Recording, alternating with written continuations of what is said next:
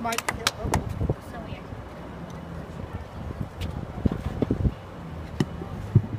there you are.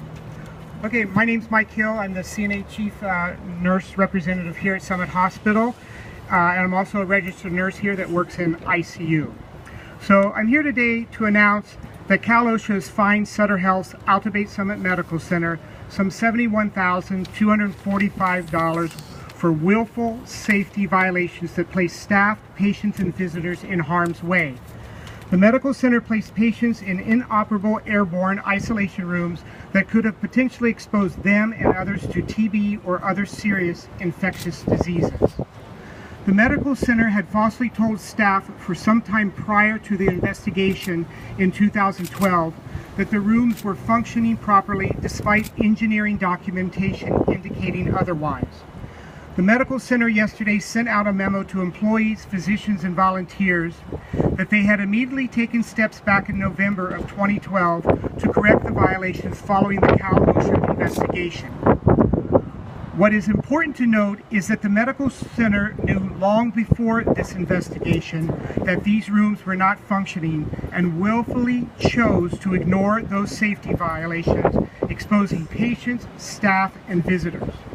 Since the citation violation in 2012, over 2 years ago, the medical center has taken no actions to repair these rooms to full operation and only recently made attempts to provide some additional, although inadequate, equipment to protect staff. In addition to the maximum penalty for these willful safety violations, the medical center will be required to rebuild to code the isolation room in the Summit ICU within 90 days. They will also be required to provide a sufficient number of powered air purifying respirators in every unit to meet the needs of all staff so as to protect them from high hazard procedures performed on suspected or confirmed patients requiring airborne isolation. Alta Summit Medical Center has a long history of being a repeat offender of workplace safety protections. The 2009 case where Sutter failed to report a deadly case of meningitis to public officials and employees, resulting in permanent disability of one of our respiratory techs and an Oakland police officer with a fine in 2012 of $84,450. Then there was the 2013 sewage failure that resulted in human waste dripping from the ceiling onto staff, or the sewer fly infestation throughout ICU coming from the long-time non-functioning toilets. This continuous attitude of catch me if you can by Sutter raises concerns about what other violations have yet to be discovered at this and other Sutter facilities in the future. Hopefully this fine and other required actions will put Sutter on notice that workplace safety protections need to be a top priority. These protections are in place to not only protect the staff, but the patients and visitors from the community that Sutter says they are here to serve. Thank you.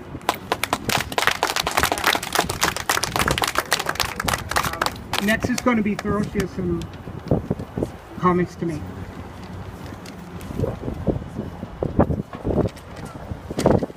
Good afternoon. My name is Toriel. I'm working labor and delivery. I've been with Alta for somewhere between 25 and 30 years. The findings and subsequent fines discussed by Michael Hill are in no way surprising to me.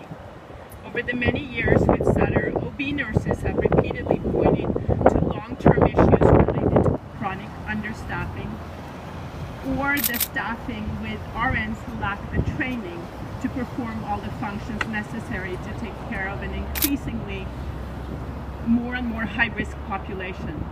Over-reliance on agency staff makes it very clear that Sutter is looking for short-term fixes rather than a long-term solution. I don't know anything specific regarding the negative pressure rooms at Alta, but what I do know is that the building is in constant disrepair. We're daily running into equipment issues, both in terms of missing and non-functioning equipment that we need in order to take care of patients. Sinks and toilets leak. When it rains, which as much as I wish for rain, for Alta it's been a good thing that we haven't had a lot of rain, because when it does rain we have to have buckets lined up in the hallway, in the same spot where I've seen every year for probably 10 years running. The buckets are there every time it rains, but somehow nobody is willing to fix it. I recently wrote an email to the various people in the chain of command regarding inadequate equipment needed for emergency deliveries. And the only response I got, which was several weeks ago by the way, was we're looking into it. And the equipment is still missing. All in all, it seems Sutter is willing to cut corners left and right in order to maximize profits. We, the nurses, are here to blow the whistle on this. Not one more casualty. Not on our watch. Our patients, our community. Yes!